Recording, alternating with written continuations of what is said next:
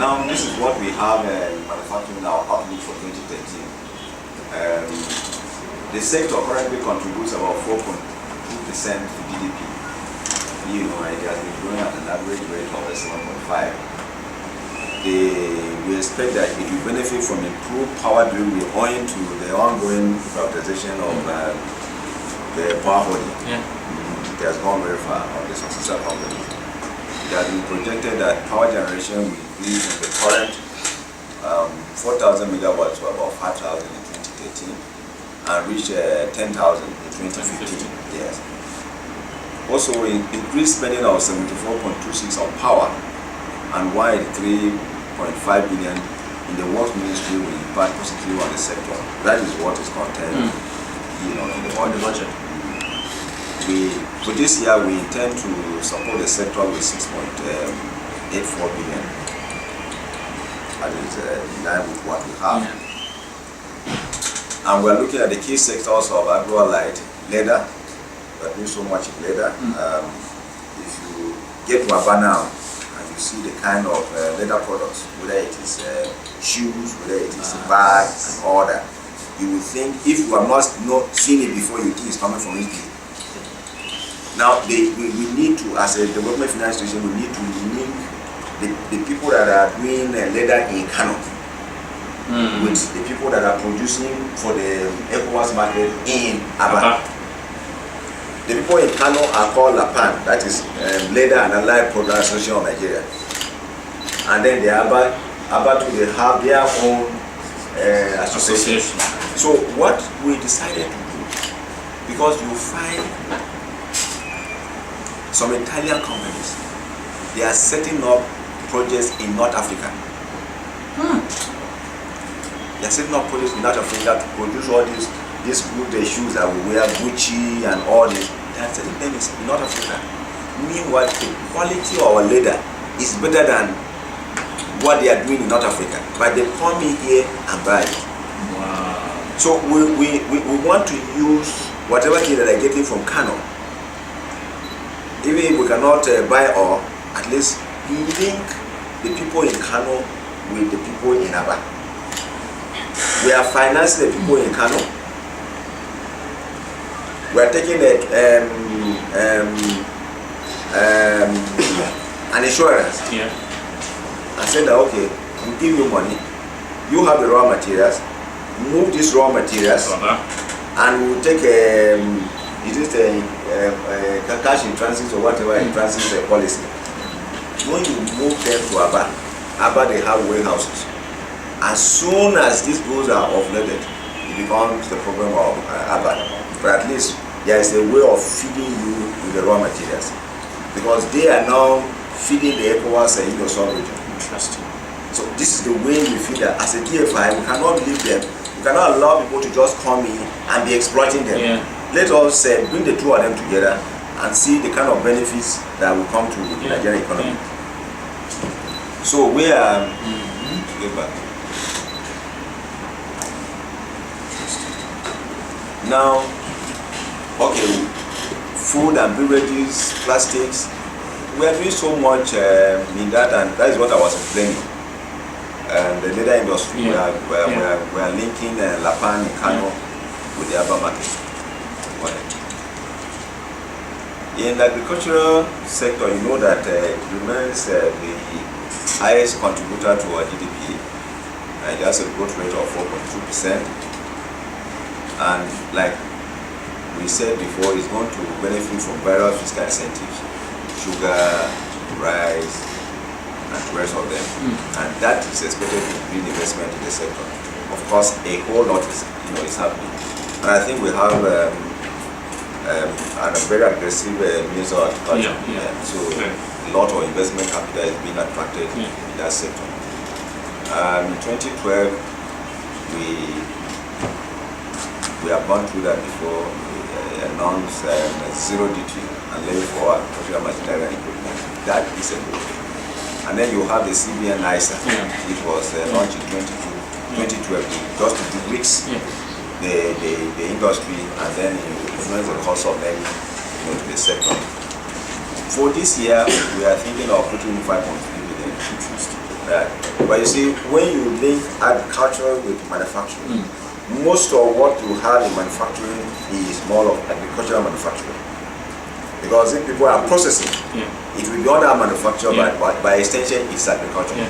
So one will be saying that why are you putting 6.84 billion in manufacturing and you are putting only 5.3? Most of what you find. So it supports agriculture. Yes. I mean, manufacturing. Yes.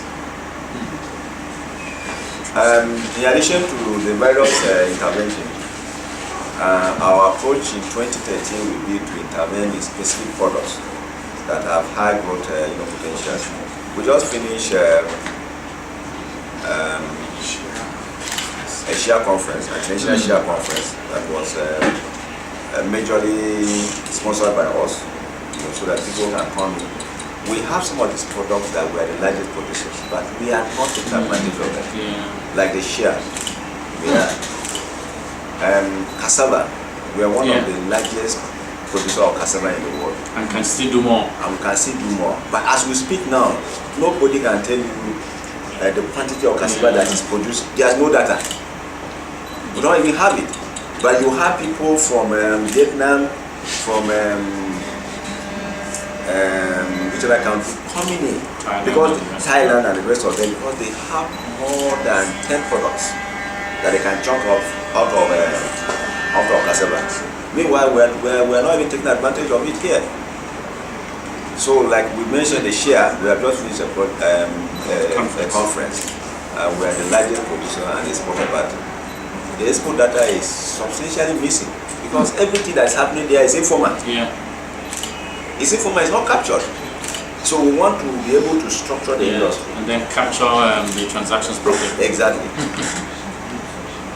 So this has limited the access of key players in that sector to credit, in addition to excluding them from the export incentive like the export expansion grant, that when you export you have to take advantage of. Now, for us to address this challenge, we are working with the Nigerian chapter of the Global Share Alliance to organize the producers and traders in cooperatives. We believe that because it is a trade that is done on a micro level, they are so fragmented, it's better to bring them together in cooperative. It will be better for us to deal with them so that we can help them in business building capacity, develop suitable financial arrangement or programs for them, and develop a processing laboratory infrastructure so that we can enhance the quality of what they are producing. Now, my favorite sector, because anytime I look at what is happening in other countries, how they are able to take advantage of their mining, I wish for this country. Because the money there is more than what we can get from oil. But everybody is looking at oil because it's very easy. It's easy. Very easy. Now, we have 34 solid minerals in commercial quantities. As we speak, it's contributing less than 1% to GDP. What does that tell you? Huge potentials that have not been scratched. The sector is also benefiting from the fiscal incentives. We hope that an intervention fund, I think about 2 weeks ago, they inaugurated a board that will manage an intervention fund. We don't know the quantum of that intervention fund, but I think it's something that needs to be. It's a very commendable step. And this year we plan to make additional intervention of 1.7 billion the sector. We hope to make more than that, but for now, we are working with some potential investors, that want to come in, and we believe that we are able to attract that huge level of investment capital, and we complement it with our own intervention. I will be able to do more. Yes. And we believe that why don't we work with other government agencies so that we can help people to highlight opportunities in that sector and attract huge investors, maybe using constitutional lines of credit, which is what I mentioned. you know, the sector is also fragmented. We have a lot of artisans. Yeah. The artisans that are being exploited by the Chinese, you know, the Indians. They will just come in, get to one village, and you know, get these things and give it to them. They told me one story, and I keep making reference. There's one young guy. He's a guy from China. A young guy. They say he's about 25 years. He will come in here and use the artisans. I've been trying to track him. I just want to track him, to know, have a meeting with him, know what he's doing, so that I will find a way of blocking it. He will come stay in Nigeria for about 2-3 weeks, and then export like 10 or 15 containers of soil minerals. He has 2 hotels in China. He's a Chinese boy, and he has been able to build these hotels from the money he's making with these artisans, these illegal miners. It's very funny life. When he gets to China, he will sell this. I learned that he has is this 8 or 12 rooms out of his hotel. So he will put guests in each room. He will put a guest there. He will enjoy himself for about 3 weeks and then come back. Meanwhile, me and you cannot make one single cover. Wow. It's something that is on our own soil. I'm trying to meet the guy. I will meet him and say, look, I'm amazing, and make him happy, so I will get all the information. This is the kind of thing that is happening, and it's happening in all the sectors. Yeah. Yeah. We have so many products that we are supposed to develop, cannot develop them. We have tea in this country. If you go to Adamawa and all that, we have coffee. If you get to Adamawa, some of the coffee trees, the villagers are just failing them because nobody has been able to develop it. There's so much, but nobody is looking at the non-oil export. Everybody is looking at oil. I know Frank is in oil. He gives me this paper. I don't even quit the contract. I give it to Tayo, and I get 200 million naira. So you ask me to come and take 50 million from there. And go and do what with it. This is what is happening. Look at when they had this fuel subsidy probe, the kind of mind-boggling amount that they were calling. And people that you never heard of before. Wow.